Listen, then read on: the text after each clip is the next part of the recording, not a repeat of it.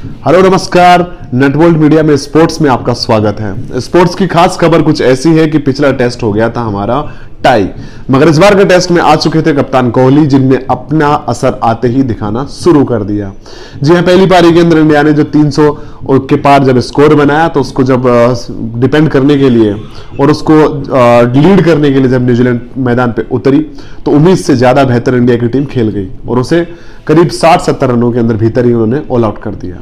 उसमें खास भूमिका निभाई अश्विन ने, और साथ ही हमारे जो खास प्लेयर थे जिनमें से आप अक्षर पटेल को या फिर आप किसी भी प्लेयर को उठा के लेते हो तो सभी के सभी ने अपना बेस्ट देने की कोशिश करी।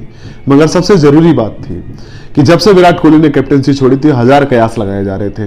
यह भी कहा जा रहा था कि उन्हें कैप्टनसी के लायक अब कोई भी पद नहीं देना चाहिए क्योंकि वो एज ए प्लेयर खेले तो ज्यादा बेहतर है। मैं मानता हूं और आप भी मानते हो कि ये चीज कहीं ना कहीं कुछ हद तक ठीक भी है, लेकिन हाँ, सारे फॉर्मेट से उनको हटाना बहुत ही नुकसान हो सकता है टीम इंडिया का, जो कि दिख रहा था। एक मैच में बेहतर कप्तान मान सकते हैं आप अजिंक्य रहाणे को, जो बहुत अच्छे कप्तान है टेस्ट के, लेकिन उसके बावजूद भी वो टेस्ट को आखिर तक खींच ले गए और बचा नहीं पाए। आखिर का एक प्लेयर उनसे आउट होने की स्ट्रेटेजी उनसे नहीं बन पाई। लेकिन जैसे ही विराट कोहली आते हैं काफी डोमिनेटिंग खेलते हैं, बहुत ज्यादा डोमिनेट करते हैं सामने वाली टीम पर, और जिस प्रकार से अपने गेंदबाजों को छूट देते हैं कि चाहे रन कितने भी पड़ जाए लेकिन आपको विकेट के लिए खिलाना है, वो विकेट के लिए ही खिलाने का उन्होंने ट्राई किया। जैसा कि आपको रिजल्ट सामने है, 300 प्लस या 350 प्लस रनों से इंडिया ये मैच जीत गई। और ये पूरे कभी भी आप पिछले कुछ सालों से रिकॉर्ड उठाकर देखोगे तो टीम इंडिया लगभग 4 या 3 दिनों में ही मैच खत्म कर देती है। और जितना बेहतर वो खेले हैं टेस्ट के अंदर, उनके बराबर अनबीटन कोई नहीं खेल पाया। उनकी किस्मत अच्छी नहीं रही कि जब टेस्ट जो कप था उसके लगभग जाकर वो न्यूजीलैंड से हार गए, लेकिन उसका पूरी तरह से उन्होंने बदला भारत में आने के बाद उन्होंने ले लिया और उन्होंने ये प्रूव कर दिया कि क्यों बेहतर वर्ल्ड की सबसे बेहतर टेस्ट टीम स्टैंप पे अपने आप को प्रेजेंट कर चुकी है। उनके बेहतरीन प्लेयरों में से मयंक अग्रवाल और पिछले मैच के अंदर श्रेयस अय्यर, दोनों ने ऐसा परफॉर्म किया है जैसे निडर होकर खेले हैं। ना उनको किसी चीज का डर था ना भय था, वो सिर्फ खेलने गए और जिस फ्रीडम के साथ खेले उससे यह भी अंदाजा लग चुका है कि राहुल द्रविड़ का असर अब कहीं ना कहीं ड्रेसिंग रूम में दिखने लग गया है।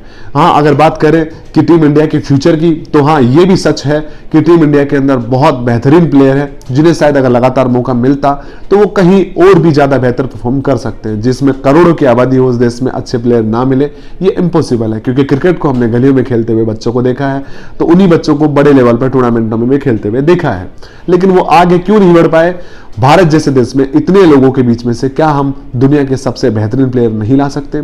जी हां, वही प्लेयर जब बाहर दूसरे देशों से खेलते हैं तो अपने ही भारत के ही खिलाफ आकर पूरे 10 के 10 विकेट चटकाते, जैसे कि एजाज जी। एजाज पटेल ने जो करके दिखाया कारनामा, उसमें कहीं ना कहीं भारत के वो मूल भारतीय हैं जो कि बॉम्बे से हैं, और बॉम्बे में ही जब उन्होंने क्रिकेट खेला तो भारत के ही खिलाफ उन्होंने 10 विकेट चटका के दिखा दिया कि प्रतिभाओं को भारत में मौका नहीं मिलता, उनको मौका मिलता है दूसरी टीमों से, और उन्होंने बेहतर करके दिखाया भी।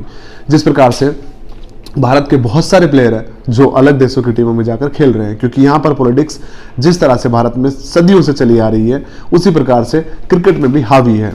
क्रिकेट में टैलेंट को मौका देने की बजाय हमेशा उसको दबाया जाता है, और जिसकी जान पहचान अच्छी है, टीम में अच्छा व्यवहार है, जिससे अच्छे संपर्क है, जिसके चयनकर्ताओं में थोड़ा दबदबा है, उन लोगों को मौका ज्यादा दिया जाता है।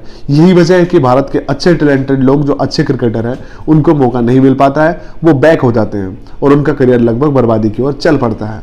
जी हाँ, बहुत से प्लेयर ऐसे जिनका एग्जाम्पल देने अगर हम यहाँ बैठे तो आपको ये पता चल जाएगा कि उनके बेहतर परफॉर्म करने के बाद भी टीम में बाहर है, और जो कभी भी बहुत लंबे टाइम से परफॉर्म नहीं कर पा रहे हैं वो लोग टीम के अंदर ही लगातार खेलते रहते हैं।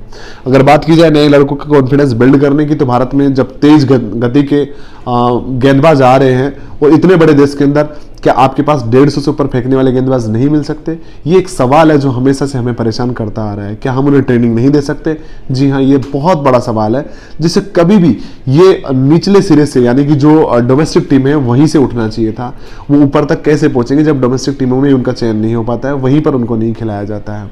अब कश्मीर के फाइनली बहुत सालों बाद कोई प्लेयर आया जो 150 के लगभग बॉलिंग फेंक लेता है और कंटिन्यू 149 के लगभग बॉलिंग कर सकता है। तो इससे लगता है कि आने वाले समय में भारत का फ्यूचर बहुत ब्राइट होने वाला है, अगर ऐसे बल्लेबाज और ऐसे गेंदबाजों को मौका दिया जिनके पास प्रतिभा है। आप सभी को न्यूज़ के साथ जोड़े रखेंगे नेटवर्ल्ड मीडिया में, स्पोर्ट्स की और राय आपको देते रहेंगे। धन्यवाद।